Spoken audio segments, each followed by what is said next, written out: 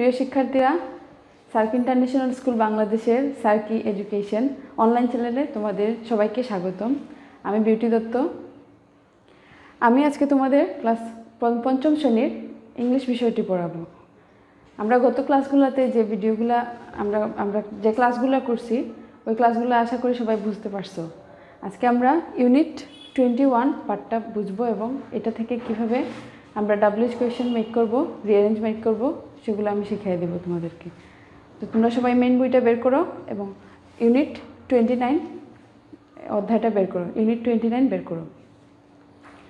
দেখো, ইউনিট 21-এর পার্টের নামটা আছে যে ইট ওয়াজ এ গ্রেট ডে, মানে হলো এটা একটা অনেক সুন্দর একটা দিন। ইট ওয়াজ এ গ্রেট ডে মানে যে কোনো একটা দিনের বর্ণনা করা হয়েছে এখানে, যে দিনটা অনেক ভালো, অনেক সুন্দর দিন কাটছে বা অনেক ভালোভাবে যার একটা দিন কাটছে।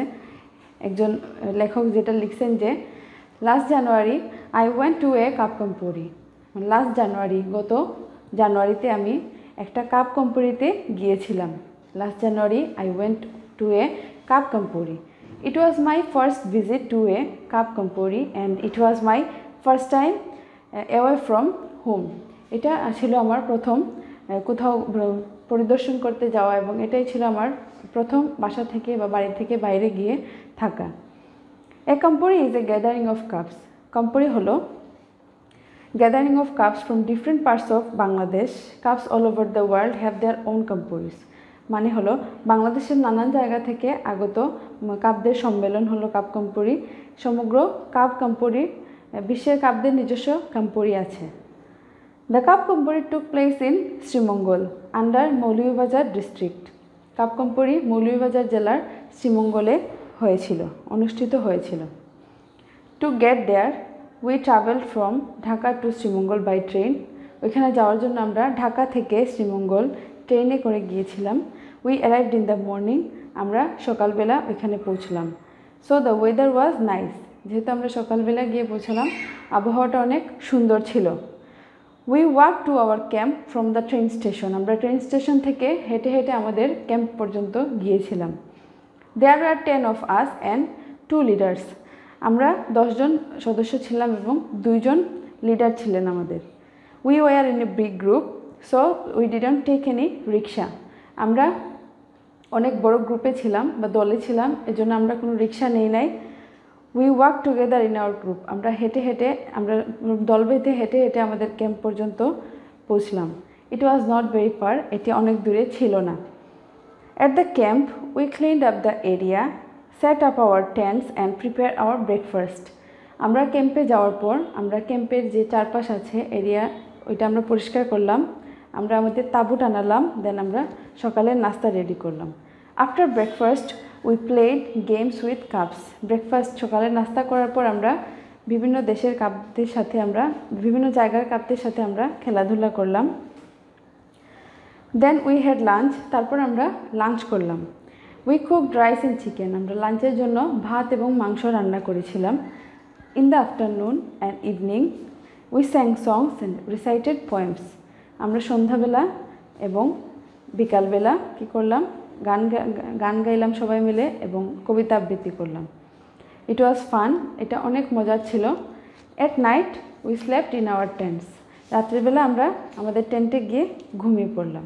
এটা হলো প্রথম দিনের কাহিনী। ওরা কাপ কম্পোরিতে যাওয়ার পর শ্রীমঙ্গলে গিয়েছিল কাপ কম্পোরিতে, তারা 10 জন মানুষ ছিল, 2 জন লিডার ছিল। প্রথম দিন তারা কে করছে ওগুলার ডিটেলস দিছে। এখন আসে আমরা পরের দিন তারা কী করছে কাপ কম্পোরিতে যাওয়ার পর। The next day after the camporee we went to Lawachara national park. পরের দিন আমরা কম্পোরি শেষ করার পর আমরা লাওয়াছড়া ন্যাশনাল পার্কে ঘুরতে গেলাম সবাই। ইট ওয়াজ ভেরি ইন্টারেস্টিং, এটা অনেক বেশি চিত্তাকর্ষক একটা দিন ছিল যে লাওয়াছড়া ন্যাশনাল পার্কে ঘোরাটা। We took a walk beside a small stream in the forest, আমরা বনের মধ্যে একটা ছোট নদীর তীরে আমরা সবাই হাঁটতে লাগলাম। Our leaders told us to be very quiet because the animals are frightened by noise. আমাদের লিডাররা আমাদের না করলেন যে তোমরা আস্তে আস্তে আওয়াজ করো, জোরে জোরে আওয়াজ করো না, কারণ তোমরা জোরে জোরে আওয়াজ করলে জঙ্গলের যে প্রাণীরা আছে তারা ভয় পেয়ে যাবে তোমাদের আওয়াজ শুনে। We walked quietly up a small hill, আমরা ছোটো ছোটো পাহাড়ের উপর হাঁটলাম। And suddenly we heard something in the trees above our heads, আমরা হঠাৎ করে শুনতে পেলাম আমাদের মাথার উপরে একটা গাছের মধ্যে কিছু একটা আওয়াজ করতেছে। We looked up and so A gibbon, আমরা মাথা তুললাম এবং উপরে তাকায় দেখলাম যে একটা গিবন দেখা যাচ্ছে। গিবনটা হলো হনুমান, মানে বানরের মতোই লম্বা লেজ বিশিষ্ট একটা প্রাণী। It was moving quickly through the trees, এটা খুব দ্রুত একটা গাছ থেকে অন্য একটা গাছে আসা যাওয়া করতেছে বা দ্রুত বেগে চলাফেরা করতেছে। After our visit to Lawachara national park we went to the Nilkantha tea cabin, আমরা লাওয়াসোরা ন্যাশনাল পার্ক, লাওয়াসোরা জাতীয় উদ্যান ভ্রমণ করার পর আমরা নীলকান্ত চা কুটিরে গিয়েছিলাম।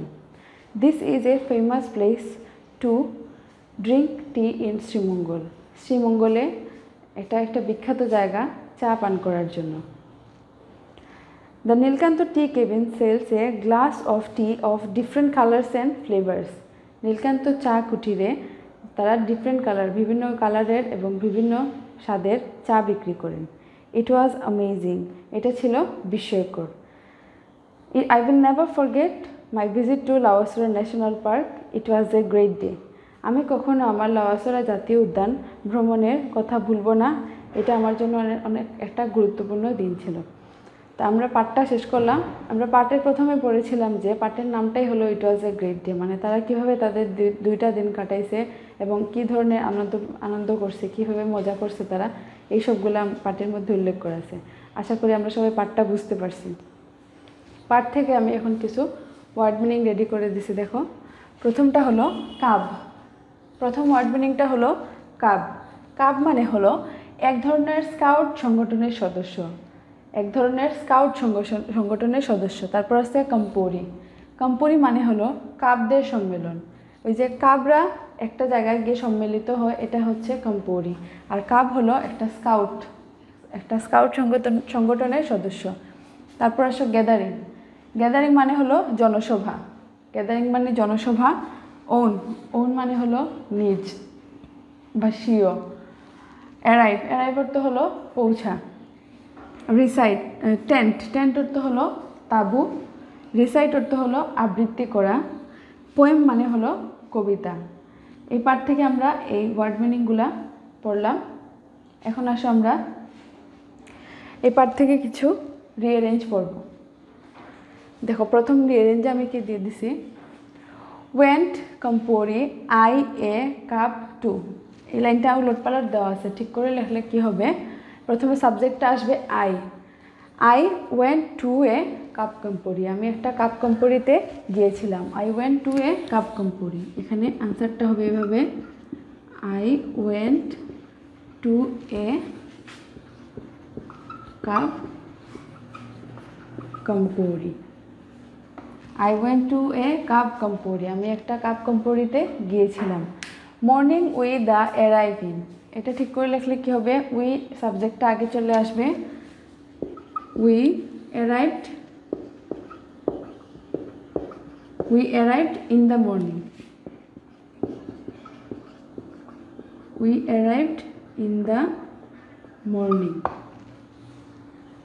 থার্ড কোয়েশ্চেনটা হলো নাইস দ্য ওয়াজ ওয়েদার, এটা ঠিক করে লিখলে হবে, দাটা আগে আসবে, তারপর আসবে weather.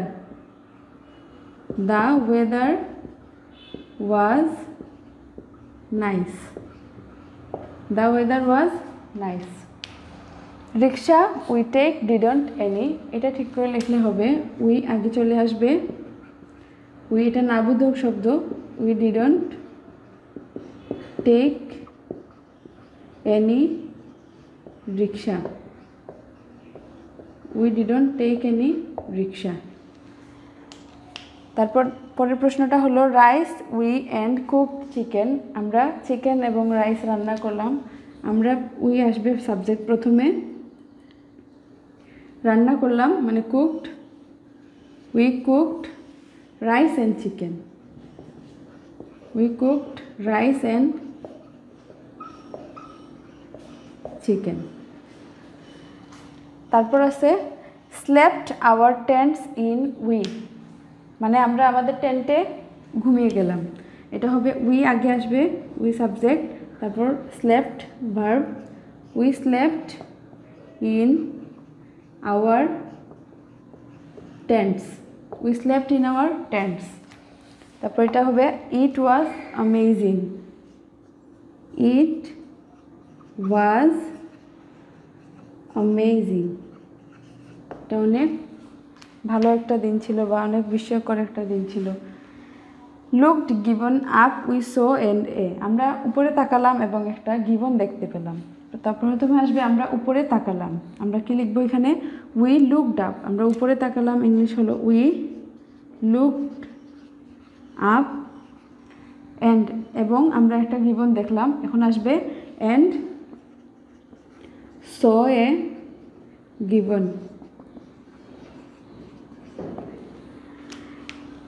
Very interesting it was, এটা ঠিক করে লিখলে আগে আসবে it was very interesting, it was very interesting. আমরা আশা করি রিয়ারেঞ্জগুলো সবাই বুঝতে পারছি। এখন আমরা WH কোয়েশ্চেন করব এই পার্ট থেকে। এখন আমরা ইউনিট 21 থেকে WH কোয়েশ্চেন পড়ব। আমি এখানে কিছু প্রশ্ন রেডি করে দিচ্ছি, দেখো। The Nilkantha tea cabin is in Sreemangal. In শ্রীমঙ্গলের নিচে আন্ডারলাইন করা আছে যে নীলকান্ত টি কেবিন শ্রীমঙ্গলে। শ্রীমঙ্গলের নিচে আন্ডারলাইন করার মানে এটা জায়গার নিচে আন্ডারলাইন করা। কোয়েশ্চেন টাইপ হবে জায়গা বুঝে কোয়েশ্চেন হবে। জায়গা বুঝালে আমরা WH ওয়ার্ডকে লিখি হোয়ার, জায়গা বুঝালে আমরা WH ওয়ার্ড লিখি হোয়ার, আর অক্সিলারি ভার্ব এখানে দেওয়া আছে ইজ। আমরা আনসার লিখব where is the Nilkantha tea cabin. Where is the Nilkantha tea cabin লিখে একটা কোয়েশ্চেন মার্ক দিব। Where is the Nilkantha tea cabin, এখানে শ্রীমঙ্গলের নিচে আন্ডারলাইন করা মানে জায়গা বোঝানো হয়েছে। জায়গা বোঝালে আমরা WH ওয়ার্ড লিখি হোয়ার, আর অক্সিলারি ভার্ব দেওয়া আছে is. Where is the Nilkantha tea cabin, WH ওয়ার্ডের পরে সবসময় অক্সিলারি ভার্ব বসাতে হবে। দ্য ওয়েদার ওয়াজ নাইস, এখানে নাইসের নিচে আন্ডারলাইন করা আছে যে ওয়েদার মানে আবহাওয়াটা অনেক সুন্দর ছিল, আর সুন্দরের নিচে টান দেওয়া মানে আবহাওয়াটা কেমন ছিল।